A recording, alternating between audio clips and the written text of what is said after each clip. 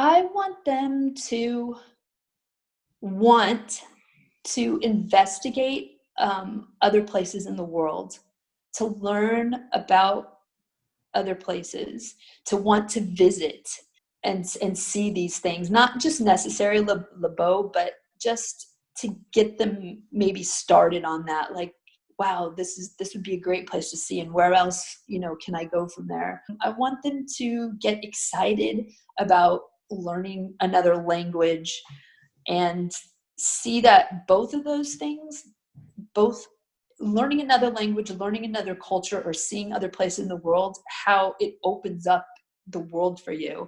It makes the world bigger and smaller at the same time, if that makes sense. It really just lets you see life through different eyes. And I want people to get excited about these things, about the fact that you can learn another language and how wonderful it would be, and that you can see these great places and meet people. And you're listening to Ashley Davidson-Fisher, a children's book author from Provence, France, discussing her latest project, La Petite Josette in Provence. She's our guest today on the podcast.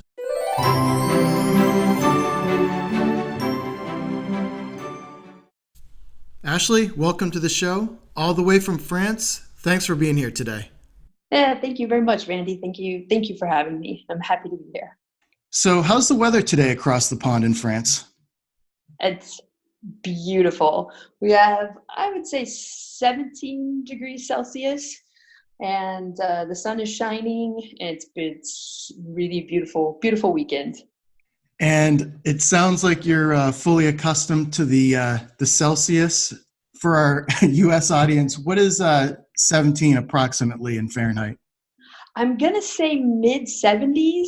I've been living in Provence for almost 8.5 years now, and I've actually forgot about Fahrenheit. So everything I do is in Celsius now, but I'm going to say it's somewhere in the 70s. So it's pretty nice. And you're originally from California. How did you find yourself living in France? When I was at university, I was studying language arts, and I had the opportunity to do a study abroad program in France. And at that time, my husband and I had 4 little children while I was finishing up school. And my teacher said, you would be a really good candidate to go. And I thought she was crazy, that there's no way I'm going to go with my husband and 4 kids and just take off to France. But she really encouraged me to just look into the program and see what I thought about it. And so as I looked into it, I really became interested in going. And so I brought it up to my husband, and he said, there's no way. And I said, well, let me apply anyway. They're probably not going to take me, but I'd rather at least just apply and give them the option to say no, give myself an option to say no. And so I did, and had to go through a whole panel and discussion with people and interviews, and they ended up picking me and saying, yes, we would like you to go. So I had to come home that day to my husband and say, they picked me. What are we going to do? And for about 2 months, it was really difficult. We went back and forth on the decision. And in the end, we were just like, when else are we going to have this opportunity to move to France with our children and be there for an entire year just in the culture and learning the language? So we sold our house, we put our stuff into storage, and we moved our whole family to France. And after about 6 months, I had the option of applying for a second year. And my husband's like, we have to go back. And I said, I don't want to go back home. The kids have been in school. We're learning the language. We're seeing all these beautiful places. We're traveling. I don't want to go. I want to stay another year. So we did. And we ended up being here for 2 full years without ever going back to the States. And when it was time for us to go, we actually had to go because I had to finish my studies on my home campus, or I couldn't graduate. So we had to go back, and I cried every day. I called my mom. I remember very clearly calling my mom saying, I don't want to go back to the States. I love it here. But we had to leave. We had to go.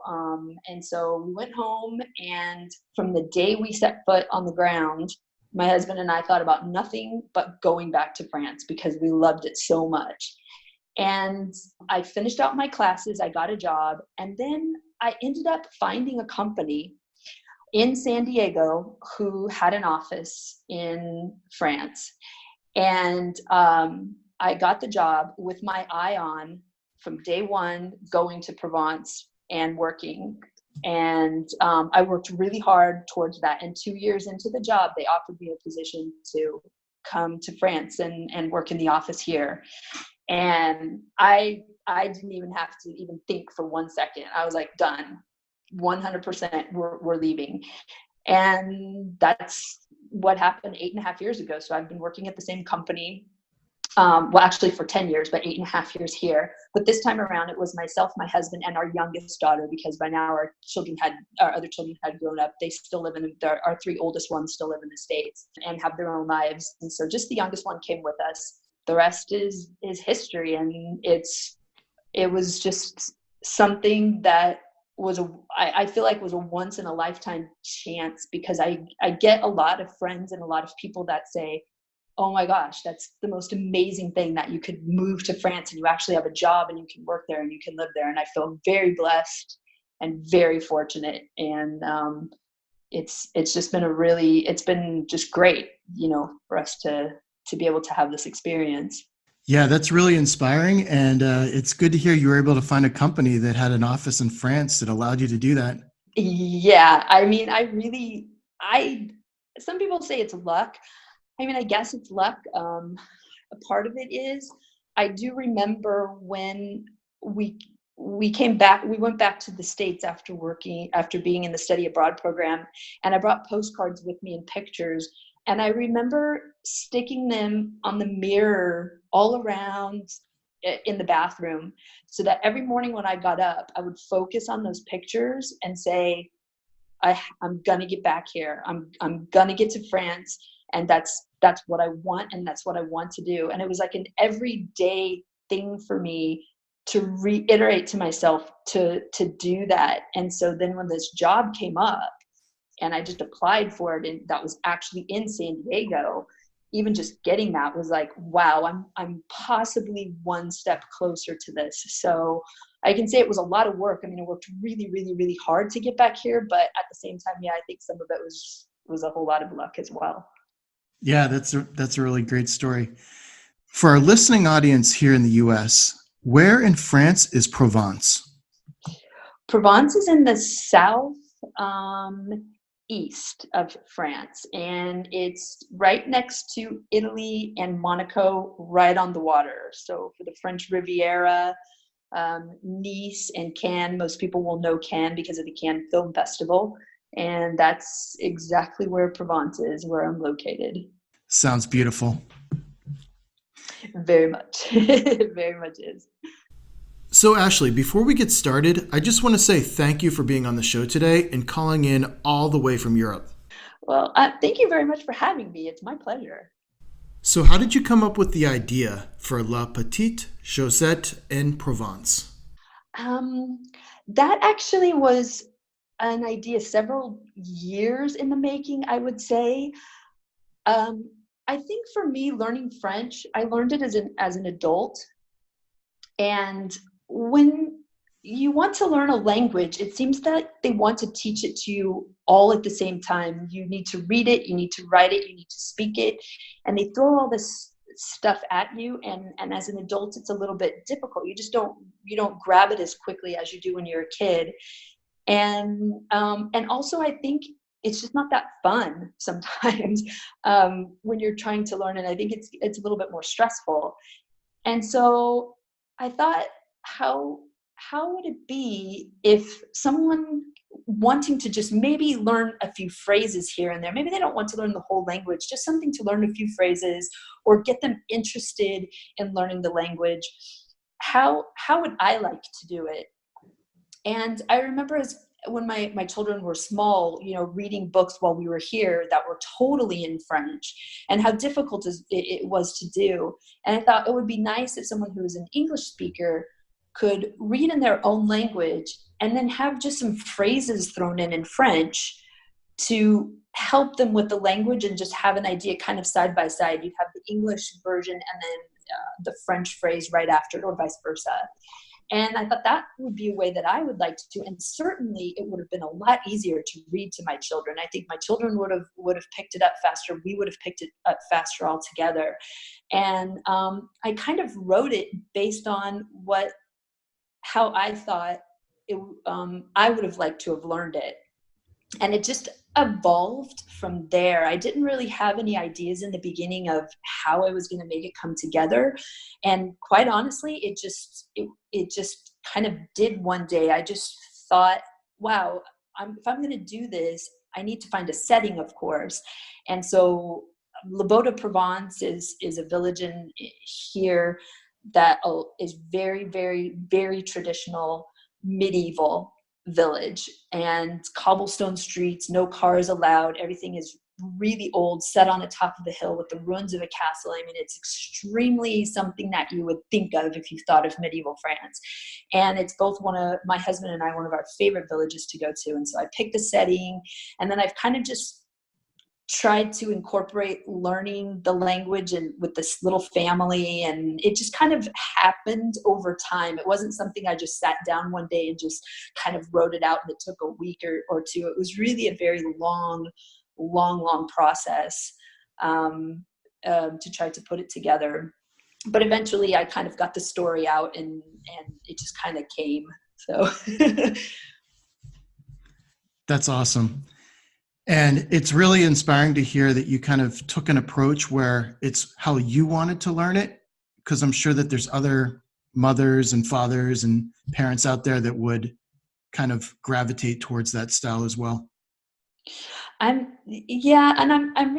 hoping so. I've got a lot of people that have said, oh, I really like the book. I really like that there's some French along with English. It's not method learning or technical learning. It's more easygoing. And I kind of wanted to make it where you don't even know really, or that you're actually learning another language, because you're taking in the adventure and this village and everything all at the same time. So I wanted to make it a little bit more fun, and fun for children, fun for grandparents and parents, because when kids are small, obviously, before they read, it's the parents that are reading to them.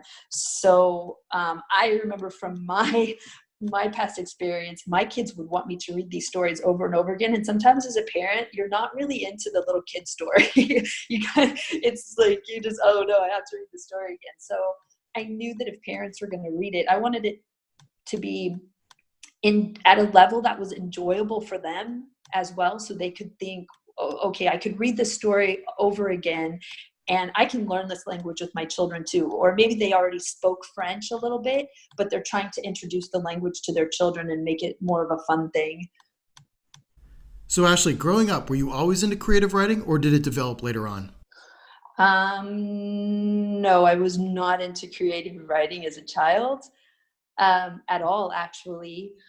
In school, I did very well when it came to writing papers, writing book reports and research papers and things like that. But creative writing, I actually was never into.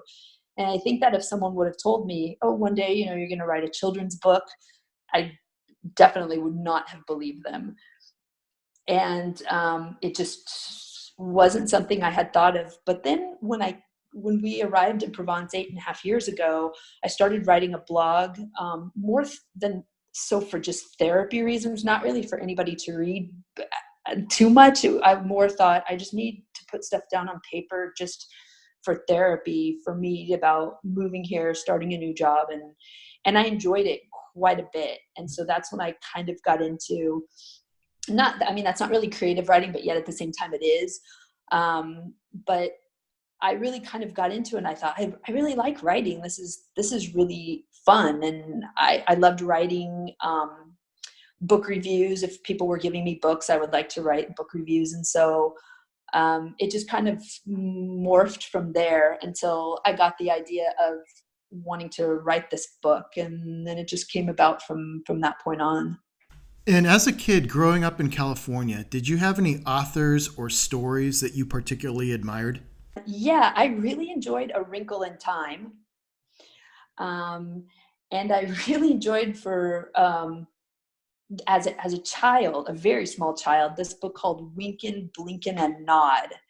And I actually still have the book, a little hardcover book from the 19 whatever 60s or something like that. And those two books I think I read over and over again. And I didn't really necessarily have authors where I would gravitate toward reading a specific author, but I did love more than anything to read. And I had books all over in my room. And luckily, I lived down the street from a library. And I remember riding my bike every weekend to the library, and even in the summer, and just spending hours there reading books. And at home, I actually created a little library for myself with my books where I'd have the first page and I'd make a little pocket with a card for the people that are my age or older. When you go to the librarian would pull the card out and stamp it with your name and put the card back in so that when you knew that you checked out that library book. And I actually made those for my home library. And I would and I would check the books out to kids in the neighborhood, and I'd put the stamp in, and then they would sign it and bring the book back. It was great. And I thought, this is like amazing. This is just so much fun. And reading, I was always around books all the time, and I just love to read, and I still am. I always have 3 books going. Reading is everything. And one of my dreams is to have my own library in my house, like just this entire room of just books. And I'm very passionate about it. And I'm very passionate about literacy. I'm very passionate about getting children to love to read at an early age and learn stuff, and even for adults as well. And it's just something that was very important to me, especially I'm an only child, and it was a very lonely childhood. And I spent hours, by myself home from school because my mom worked. She's a single parent. And so, I had television and books at that time. And so it was a way to escape. It was a way to have imaginary friends or go other places. And it became very, very important. And so it's still important to me, very much so. I always have a book with me, a real, like, not Kindle or whatever. I have a real book to smell the pages, to feel the pages. Are you familiar with the Disney movie Beauty and the Beast? Yes. And it sounds to me like you fit the Belle character so well. yeah, with just reading, having your nose in a book all the time, and that's true. In a small provincial town in France. Exactly, you're right. You are right. And when you were checking out books to your local neighborhood kids, did you have any kind of connections or thoughts or any sort of notion of France, or did it all kind of come together when you had that opportunity to do the study abroad program? No, it came together when I had the opportunity for study abroad, very much so. Growing up as a kid, I never really actually thought I was going to even leave my neighborhood. I had my bike, and we didn't live so far from the beach. And at that time, Southern California wasn't very crowded.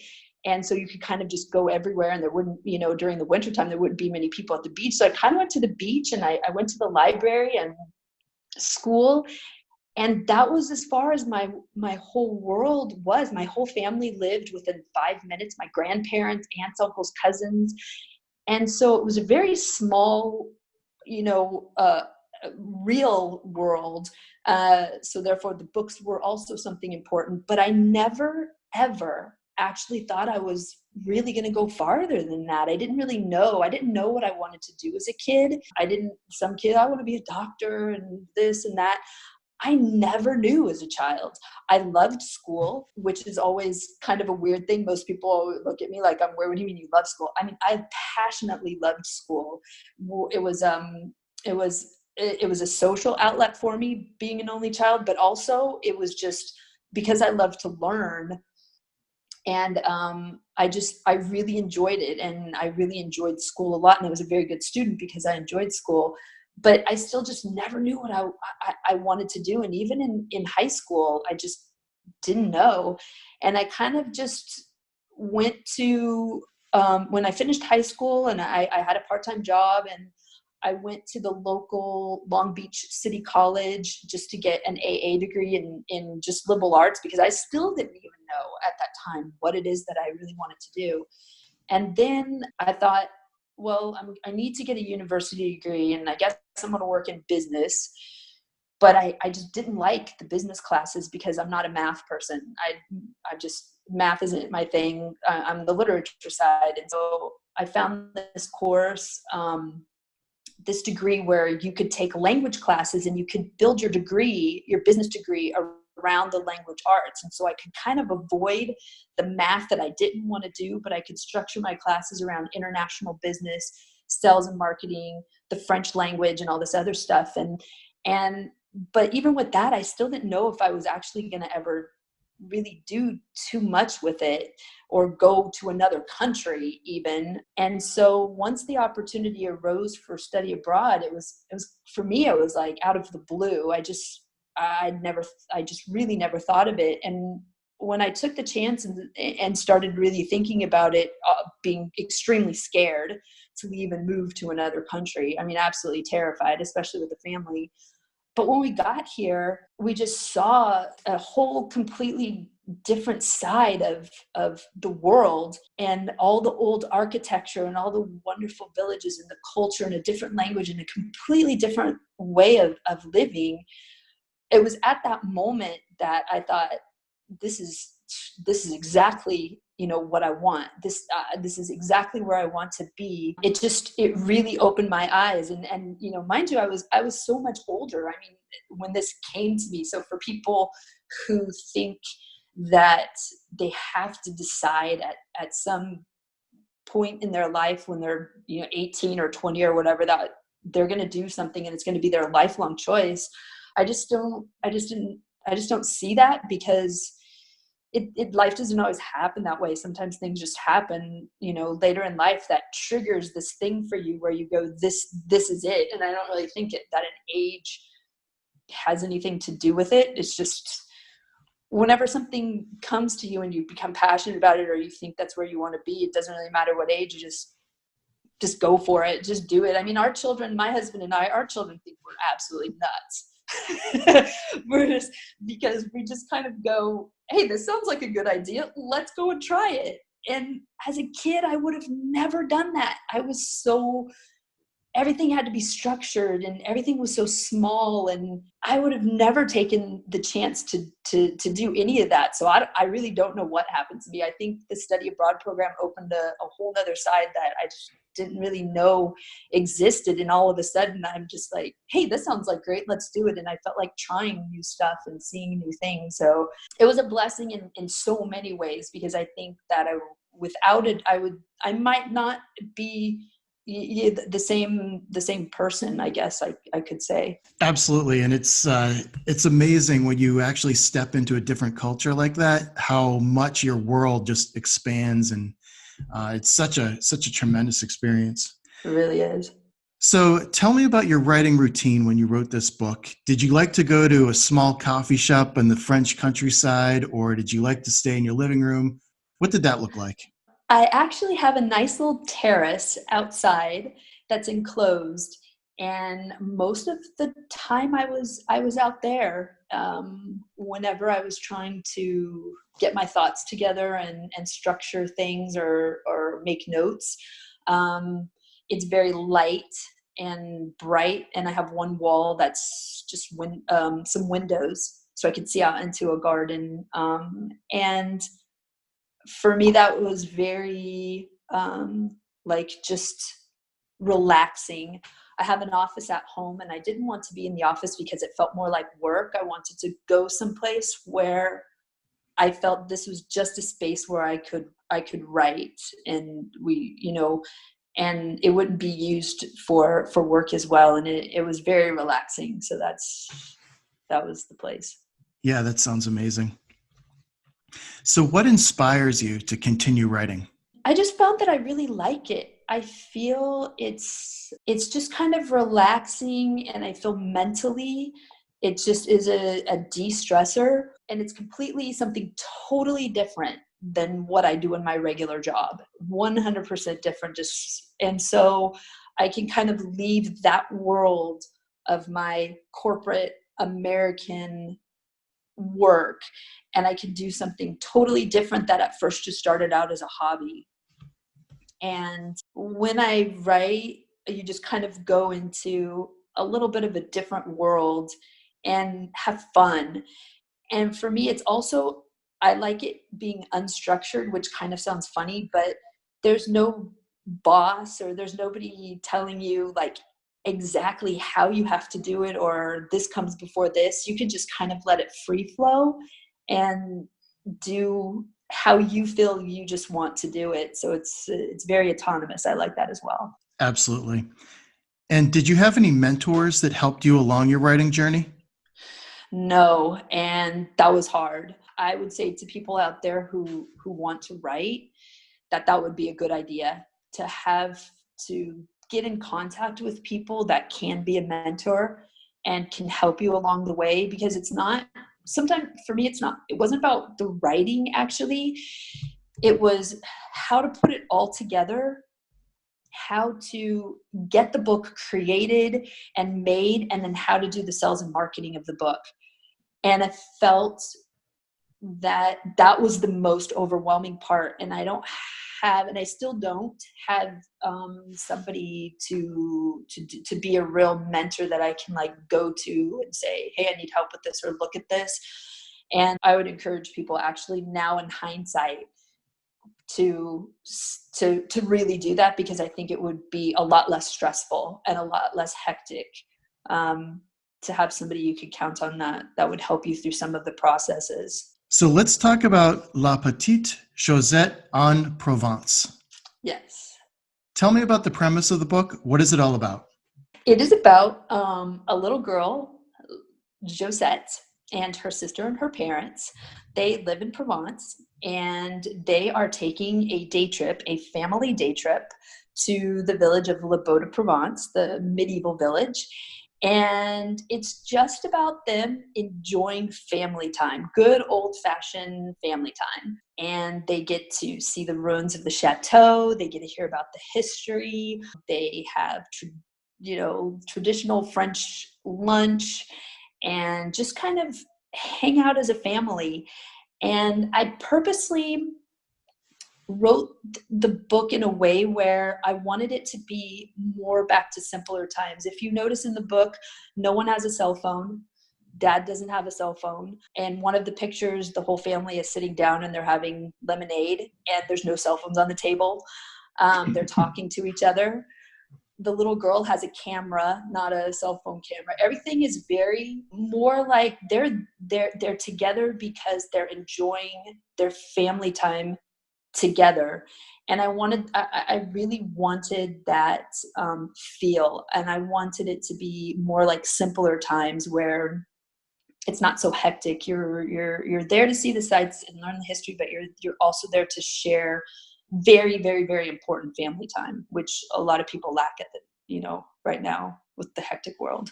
Yeah, that's definitely sounds like it's a plus for your book in terms of bringing people back to that kind of simpleness, if that's a Yeah. word. Yeah. So how would you describe your typical reader out there? What age group and what are they into?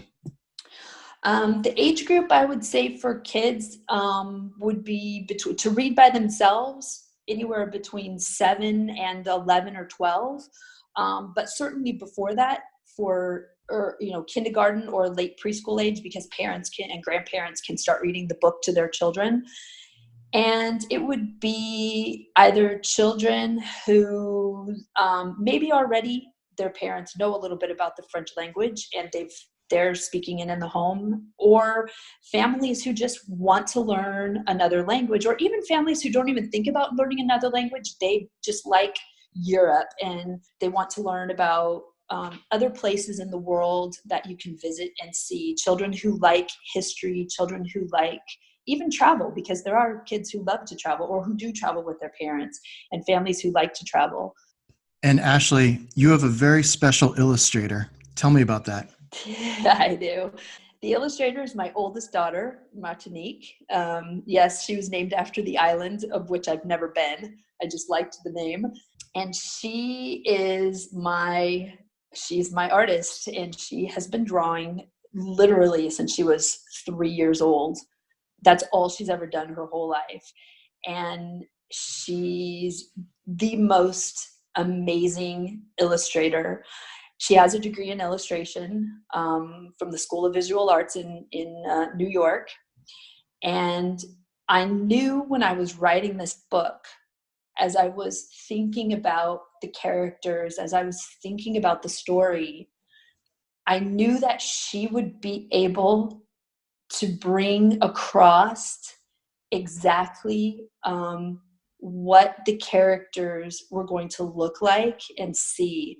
I knew that she would be able to bring the sweetness and just the caringness and the just the feel, that very sweet feel that I can get from looking at the pages. And when I told her about it, she was like, "Yeah, sure, I'll do it." And I sent her pictures of the area of Le Beau, and I said, "Look, here's the background. Here's what the village looks like. But anything else that you get out of the book, the characters, what they look like, what they're wearing, what they're doing, I'll leave it up to your imagination. Anything that you want to do," because I knew that she was just going to get it. And I remember getting the first 3 drawings back from her, and I was just stunned. I thought, she knows exactly what I'm talking about. She just got it. And every picture that came, I was so excited because she just knew based on what I was writing. And every picture in this book, I think there's about 19, maybe 20 illustrations. Every picture she hand drew and she watercolored. It's not a program. Some people out there use the digital programs and Adobe and things. It's not. She actually hand drew and watercolored every single picture. And it's one of the reasons why also the book took a while to get done. But she's just her work amazes me. I'm always stunned by the beautiful things that she does, and I'm very, very, very, very happy that she decided to do this with me. And I took a look at the illustrations, and I can also say that she did a fantastic job. It really felt like I got into the space of being in France. I'm glad. I'm really glad. I marvel. She does not get her talent from me because I can't draw for any. I'm lucky if I can color in the lines in a coloring book. I mean, I just can't do anything. So I don't know, it just comes from somewhere, but she's always had it. And it's nice also to have a mother-daughter collaboration. That was very special. That's another special thing about the book for me. It's very nice. And you mentioned that she went to school in New York. Where does she live currently? She lives in Southern California now. And she does a lot. She teaches art, and she also just opened a store in Orange County. And she also does, people will come to her with photographs and they want her to paint them. So she does that, and she does postcards and all kinds of stuff. And she just, everything for her is all about art. She lives it. She breathes it. She eats it. She's just constantly doing it. So yeah, she just recently moved back to Orange County, California. And Ashley, what would you like readers to take away from your book? I want them to want to investigate other places in the world, to learn about other places, to want to visit and see these things, not just necessarily Le Beau, but just to get them maybe started on that. Like, wow, this would be a great place to see, and where else, can I go from there? I want them to get excited about learning another language and see that both of those things, both learning another language, learning another culture, or seeing other places in the world, how it opens up the world for you. It makes the world bigger and smaller at the same time, if that makes sense. It really just lets you see life through different eyes. And I want people to get excited about these things, about the fact that you can learn another language and how wonderful it would be, and that you can see these great places and meet people and get really excited about doing that. I'm very passionate about that. Yeah, that's definitely a great message. And what advice would you give the younger version of yourself who's just starting out as a writer? That's a very good question. I think I would tell, if I could sit in a room with my younger self, I would just say, keep at it. Don't quit even when you feel like you're not really getting it anywhere, because there were times with this book that happened. I would tell myself, take a creative writing class probably to help kind of hone in that skill. And I wouldn't have to tell myself to keep reading, because I would already do that.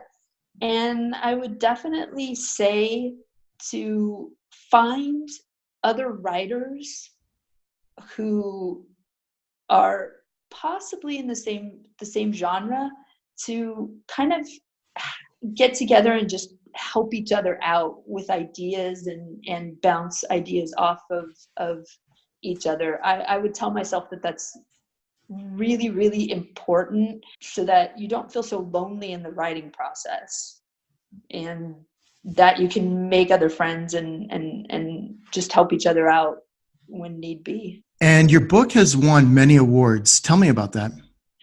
That is very exciting. I now have we're I'm now a semifinalist. The book is in the Little Peeps Children's Book Award, and also a finalist in the Wishing Shelf Book Award. And I'm just super excited. I mean, for a first book, that means the world to me. I don't even have like sometimes words for it. It's just such a nice, I feel honored to be amongst the other people that are also in the semifinalist and finalist position. And it's just something that kind of gives me, it's just kind of a validation that, people are liking the book, and they're liking the artwork and the message of the book and everything about it. So yeah, it feels really good, and it keeps me going. It's one of those things where if you have a day where you're just not getting anything done when it comes to writing, or whatever you're doing is just not working, and then I can think and go, oh, remember this very first book that has these 2 awards. And it's a nice feeling. And I've gotten really good reviews, and people tell me they really like the book, and they all say it's going to be a series, right? You're writing a series. And honestly, I hadn't even thought about that in the beginning. I wasn't really sure about it, but now I'm thinking, yeah, it's going to be a series. And it's a really good feeling, and we'll see what happens. Both the Little Peeps Award and the Wishing Shelf Awards, those will be out, like the final finalists are going to be out in April, I believe. So I'm anxious for April to come. We'll see what happens. But You mentioned the series. Are there any other writing projects that you're working on? I am. I haven't actually written the book yet, but there is a second book in the series. I have the setting. There is a few new characters that will be introduced, and I've kind of written the outline for the book, and just getting it a little bit just to come together to have a real starting point. But I do have that, but I'm not saying yet where it is, because this next village that that will be the setting is a fairly well-known village amongst people who come to Provence. So I'm not going to give it away, but I'm pretty excited, and I've changed up a few things. I got some really nice feedback from a couple people I had asked on the first book that asked me for certain things to add to the book. So I'm going to be doing that, and I'm pretty excited, and we'll see where it takes us. And have you lined up your daughter to be the illustrator once again? Yes, absolutely. I think this is going to be a lifelong, if it lasts, but it will be a lifelong partnership. I can't see anybody else being able to bring to life these little people, these little family that I have, and that way we can keep all the illustrations the same style, the same technique across the board. So when you see the books out, you immediately know, hey, it's the series, they go together. And I just can't think of anybody else who could do it but her. She's just amazing. And Ashley, where can readers buy your book? The book is on Amazon, all Amazons, Amazon.com, Amazon, couk.france, any Amazon, you can purchase it there.